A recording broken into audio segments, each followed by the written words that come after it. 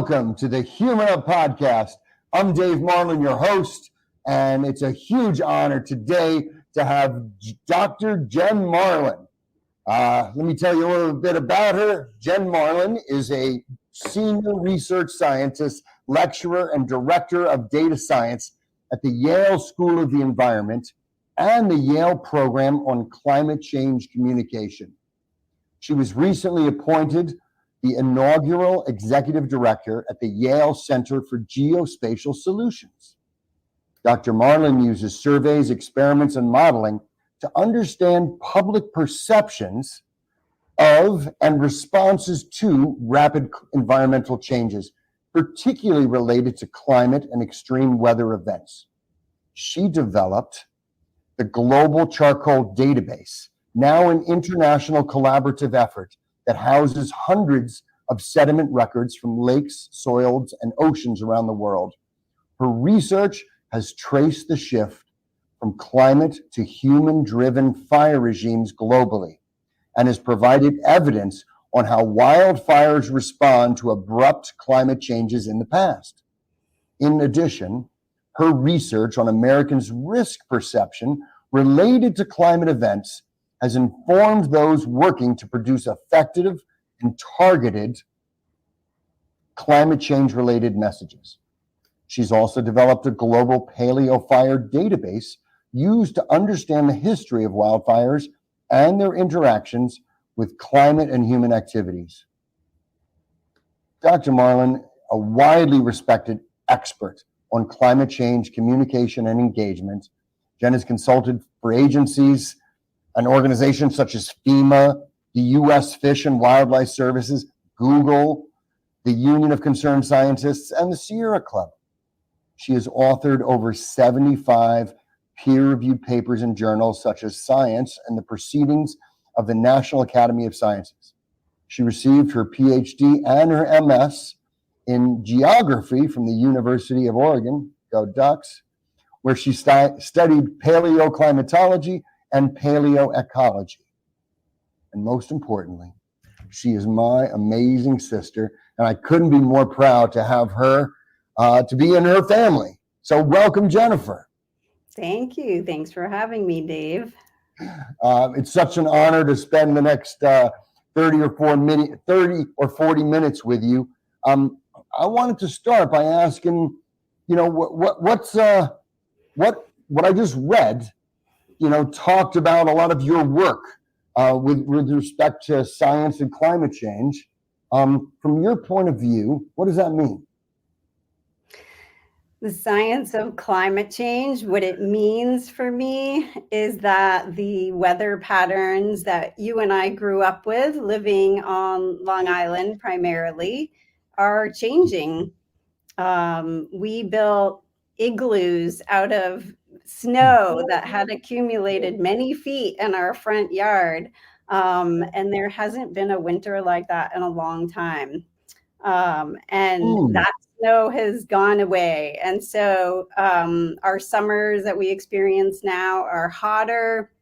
The rainfall that we have now here, I'm in Connecticut. I'm in New Haven, Connecticut. We just had a deluge of rain come a few weeks ago that took the lives of 2 people, unprecedented downpours. And so the weather that we grew up with is very different today than it used to be. So that's what climate change means to me. And now, climate science is all the evidence that shows how it's changing. That was very well put. What inspired you to make this your life's work? That's a great question. I've thought about this a lot because my path has been very winding. We did not grow up in an academic family, right? Our parents and our family, they were small business owners. And so I didn't even know what graduate school was until I was many years, past getting my undergraduate degree.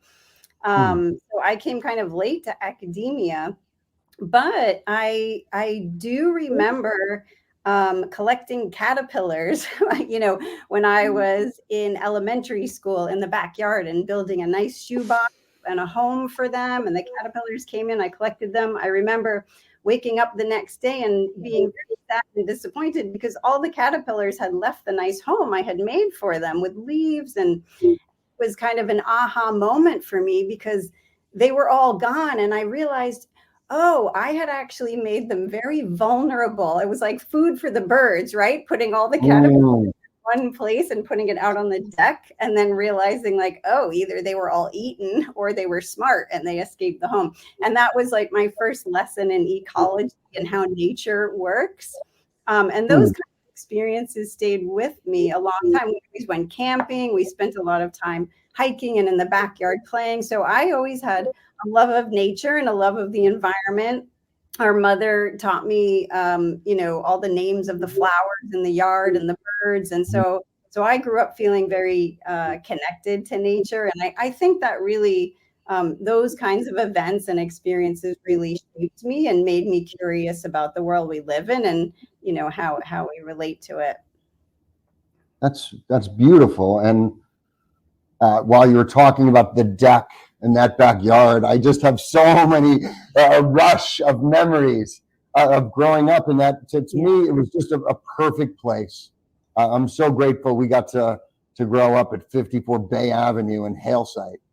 What a cool place. I remember we buried Frisky back there. Moogie, sorry, Moogie, your gerbil. Yeah, and I remember you were really attached to Moogie. So that love of nature and animals and such certainly rings true. Why do you think? I mean, why do you think this has become so darn political? Yeah, it's a great question. It is political. In the United States, it's actually not political in most parts of the rest of the world. I think it's become political because of the enormous billions and billions of dollars invested in coal, oil, and gas extraction. And I think really it's just a very difficult proposition to transition our entire society, our entire economy away from one based on fossil fuels toward renewable energy, because we've gained so much from these resources, these natural resources and these technologies. And it's like turning a tanker around, but in this case, there are a lot of losses associated with making that change. And so there's just a lot of interest in slowing that transition as much as possible. I mean, there are direct dollars associated with that, of course. And so I think that has just spilled over into the realm of politics, really, and made it very challenging, even though a lot of people recognize that we cannot go on burning fossil fuels. It's not good for any of us. It's not good for our environment. It's not good for our health. And so we've got to make the change. But yeah, I think that's why it's political in large part. That's great. That's well put, and it makes sense. I used to work for a large insurance company, and we were the largest political contributor in the state. And I used to recognize that I was surprised how much sway spending that much money had with legislators and the news and policy. So I can't imagine what oil companies have. But you're right. I'm sure we're talking about billion-dollar PR efforts. And when I see how polarized we are, I'm going to say they've been darn successful, despite as counter helpful as that may be. I know you co-authored a piece in 2019 called "How Hope and Doubt Affect Climate Change Mobilization." Do you remember that piece? Can you tell me about it a little bit? Sure. Yeah. I've been working in the realm of communication and thinking about polarization.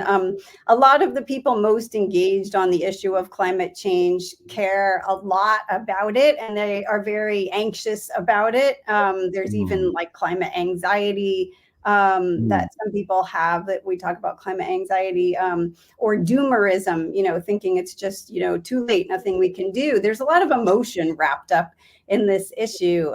So we use survey data to investigate what makes people hopeful.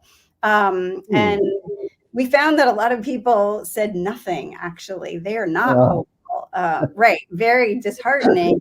And it's disheartening because, in large part, that's because people don't realize how much action is going on, how much effort is being applied. There are thousands and thousands of organizations and companies and governments and initiatives that are working effectively in many cases to reduce our carbon emissions and start lowering temperatures. But in this case, we found that one of the most important things that makes people hopeful is seeing other people do things, seeing people engage in, coming up with solutions and being creative and taking action, whether that action is, using recycled products or sustainable products, or installing solar panels, or getting an electric vehicle, or using public transportation. There are many, many things we're doing. Some of those things are visible, and those have an added benefit that other people can see what you're doing. So you're starting to change culture, right? So even if I bring my my water jug instead of using a water bottle, it's a small action, but if it motivates somebody else to think about maybe their sustainable behaviors, then there's an additional effect. it's infectious, that positivity. And Exactly. There's this spread of those behaviors, but hope is important, because if you just think about, when you're hopeless about an issue, you're really not going to change your behavior, change your mind about it. But if you have some hope, that can also often lead to a plan. Like, hope alone isn't going to save us, but hope and a plan will save us. So that's what we need. oh, that's great. And you just instilled a little more hope in me while you explained that. So that's beautiful. I was always baffled why, when I see left and right, them saying, no, we're anti-recycling, and I'm like, who on earth would ever want to be anti-renewables? It's just an absurd position to me. Now I understand, we want to tax oil more. So some fiscal impacts. I understand the pro-business, anti-tax people. I understand them being against that, but being against renewables, being against any of these sustainable efforts, to me, I think the right has made an error in hammering their stake as being against that. It's an incorrect position. Now, some of it is just not what they say, but I'm hoping that Americans, the people of the world, get more hope from efforts of things that you're doing, and that we realize that we're hoping to stay here for multiple generations. Right. And we're going to have to be a little bit more mindful as we burn through resources. Well, and even though there is polarization, there are also many groups and organizations who are working together. There are young evangelicals for climate science, and there are young Republicans who are completely convinced that climate change is caused by burning fossil fuels and we need to be acting on it. There's a big difference. In fact, there's a larger age difference in the Republican Party than there is in the Democratic Party. In terms of, is this a problem? Is it serious? What should we do? It tends to be older, white male Republicans who are the most conservative and entrenched. You're not quite up there yet. Younger Republicans are more likely, because they're growing up with it, they're more likely to sort of accept the reality of a changing climate. I like to talk about, even if you put away fossil fuels and just think about our impact in deforestation, most of us accept that trees store carbon, right? And we know that's, trees grow and plants grow because they're taking carbon out of the air. We have lots of forests, especially in the tropical parts of the planet. And we also know that we've been cutting those forests down at a terrible rate. And so where does that carbon go? It goes back into the air. And so some people say, oh, humans can't be affecting the planet.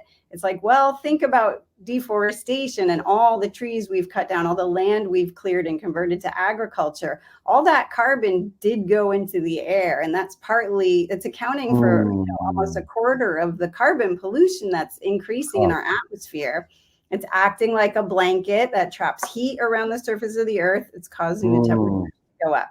So we know the mechanism very, very clearly. Wow. Again, super helpful. Let me change gears. Sure. You talked a little bit about growing up and you said like a business family. How was our family different from other families? In many ways, our family was unique. And it took I think both of us quite a lot of therapy to come to terms with with our family. And in many ways, though, our experience growing up in a fairly dysfunctional home, to me, actually helps connect me to a lot of other folks. People who are in graduate school now at Yale who are first generation, or people who come from other countries and face other challenges. They don't come from traditional academic homes, or their parents didn't graduate from Harvard or Yale or anything like that. So our family, there was a lot of conflict growing up, right? There was a lot of moving around. And so, but I also feel that my exposure and experience with the diversity of businesses that our father had, helped me become more adaptable. It also made me interested in things like crisis management. And, I'm very interested in wildfires and how they're changing and fighting wildfires and dealing with climate change. And I think part of my interest in sort of managing crises comes from growing up in a home where we had a lot of crises. Oh, it's interesting. I think back and, I always think, I loved my childhood. Although whenever I'm asked to share my experience, strength, and hope, I mentioned that I was in a different school every year until 7th grade, which means you were in a different school every year until you went to Switzerland. Yeah. And being the new kid, especially in Long Island, where families had been there for years. So it was always me hanging out with the groups of kids who'd been there and their parents had been there. And I was proverbially new kid. And that had a big effect on me that I underestimated while I was growing up and was unaware. Yeah, it was tough. And yet I also feel that, there are certainly benefits that emerge from that, the creative thinking, the out of the box solutions, the being comfortable in a startup environment, I would be a very different person, right? And another family as would you. But it's that's cool to hear gratitude for the adversity. That's a great way to frame it. Now, what neither one of us talked about is addiction, and growing up with drugs in our house. Right. And as a loved one of somebody with the disease of addiction, what was that like for you? Well, I talked a little bit about chaos and dysfunction and crises. There was a fair amount of that. I think there was definitely sickness, mental health challenges in our family. And, I still remember being fed bologna in a closet. Right. And Missy and I had you hostage. Right, that's right. That's sort of typical sibling torture, sibling rivalry. But I think, I think addiction, as you study and know and help people with it, it affects many more people than we realize. One of the things I've learned, the phrase, you're only as sick as your secrets. To me, that was a really powerful phrase that I learned in my journey towards healing. Because it meant that, it just talked about how important it is to share these things and not sort of hold those secrets, and to find trusted groups and trusted friends and mentors that you can share with. I've found so many tools in my journey of learning how to deal with addiction in my family. And you're going to hear the gratitude step programs. Incredibly valuable. So many tools in the toolkits. I wouldn't be where I am today without those programs and those people who've helped me. Good. Yeah, I was going to ask, what advice would you have for somebody listening who has a family member who, drinks or used like I did, or drank or used like Dad did? My advice would be to think about the last time you asked for help, the last time you asked for support, because you probably have been helping those people who you love and trying to help yourself and trying to manage chaos and control the dysfunction and, keep everything together. And I think the most important thing you can do is actually find help for yourself. And stop focusing on those other people, let them take care of themselves. Step programs are free. They happen every day. It's a good entry point. If you can't find your own therapist or pay for your own therapist, you probably want to do that too. But step programs or something like it. There are other, group therapy type offerings all around us now. There are phone numbers and hotlines, and a lot of this is available online, and it's easy to just kind of drop in now because you can often join a group on Zoom and you can just sit there and be quiet and keep your camera off and just listen. But those rooms, those spaces are incredibly helpful. To some people, they don't work for everybody, but it's worth a shot, right? Agreed. That was great advice. I appreciate the self-care focus too. I always say that I can't fill someone else's cup if mine's empty. Right. So we got to take care of ourselves. And when there's dysfunction you're surrounded by, working on building those boundaries, it becomes important, even if you're inherently codependent. Yeah. I just finished reading a book by Tina Turner, her story called Happiness Becomes You, I think. And she talks about, her journey from extreme dysfunction and abusive relationships to, being an incredibly powerful and, healed person to a great extent. And she, talks about the many different tools and processes that she went through. But one of them is forgiving the people, the resentments we carry when you grow up with others who are addicted to alcohol or drugs or have problems like that are so consuming. You can end up with a lot of resentment and anger. But when we carry that resentment and anger around, we're really, we're carrying it. It's hurting us. It's like drinking poison and thinking you're going to hurt somebody else, right? But, she just says forgiveness is not a process of, condoning or excusing somebody else's behavior, but it is a process that in large part is for yourself because you're going to feel better after you forgive somebody. But it is a process. It's not something that happens overnight. Right.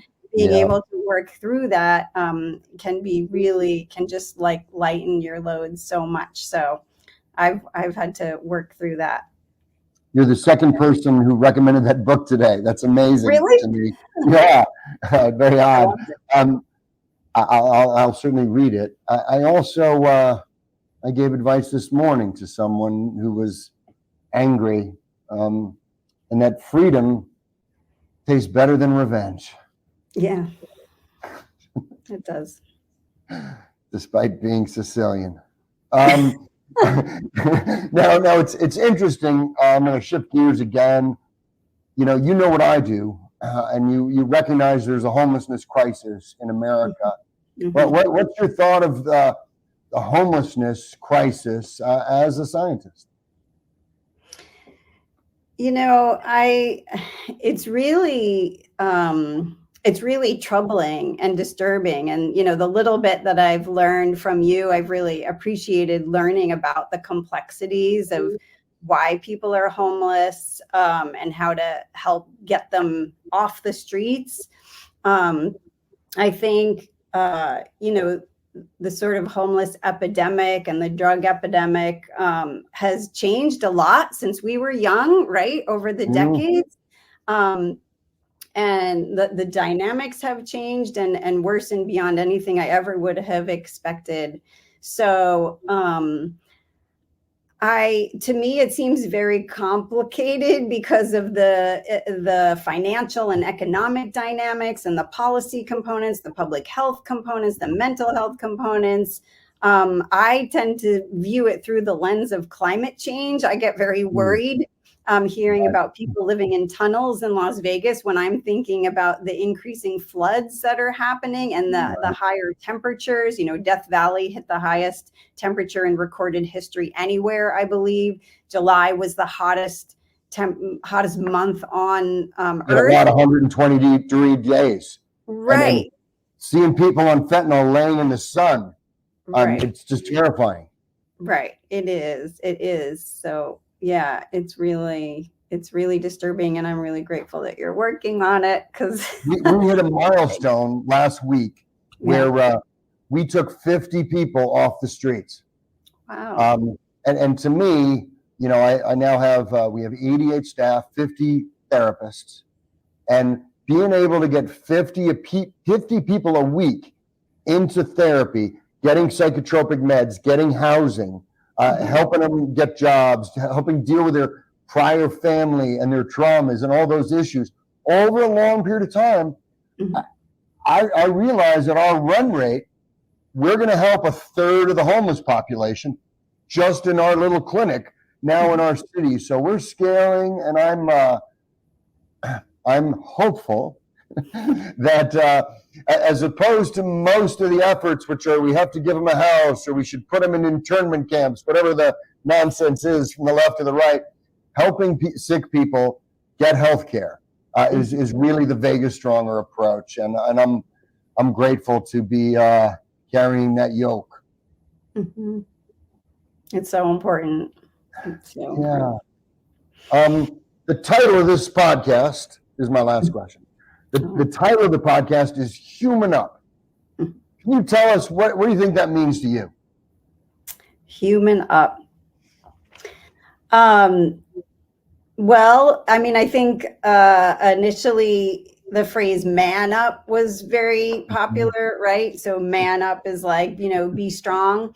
I tend to think of human up as being a broader, more inclusive, a broader call to accept our shared humanity, and also perhaps a less emphasis on kind of the toxic masculinity, right? That is people talk about, and the recognition that some of the maybe traditionally more feminine aspects like emotion and softness or flexibility, adaptability, some of these qualities that decades ago, but still today in some circles, may not be valued so much. To me, Human Up sort of invokes all of this and suggests like we need to kind of focus on being whole. In fact, this is another great quote. I think it was mentioned in the book, but I know it is coming from Carl Jung originally, which is that we should strive not to be good or, for goodness, we should strive for wholeness.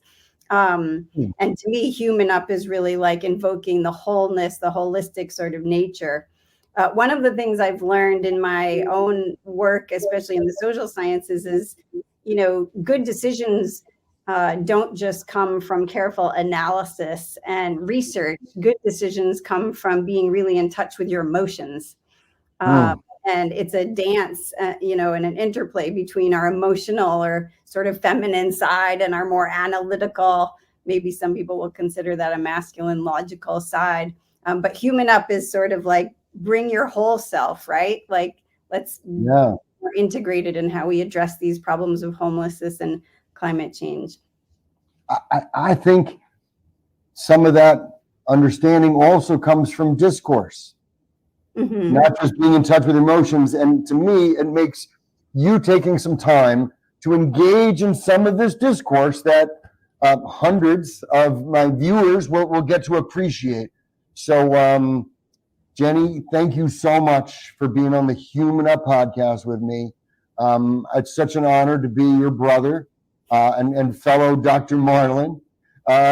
just all I have to say is thank you so much for participating in today and tying it all together on why it was so important to have a climate Scientologist on the Human Up podcast. It all ties together. Just a scientist, not a Scientologist. Not a Scientologist? Not a Scientologist. That was not intended to be a dig. It's been fun being on. Thanks, Dave, and thanks for the work that you and your team are doing. Thank you. Take care, Jenn. Bye.